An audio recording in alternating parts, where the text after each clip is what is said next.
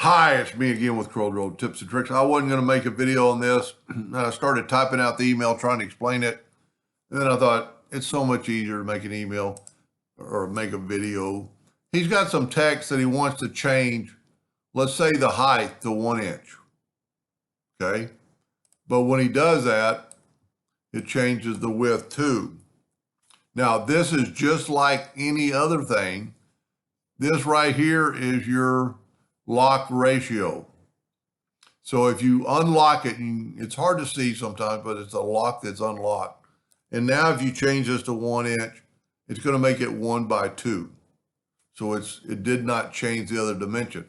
That is it, like in any form of this. You know, if you have this locked and you want to make the block 4, no, well, that's huge. But if you unlock this and make it 2, then it's going to be 2/4. So this is your lock ratio. If by chance, if this does not come up when you're in text mode, you can go to object and actually convert that to a curve. And in some versions of Corel, they might have left that out. So I'm just double checking with this. So you could make this thing with this locked or unlocked.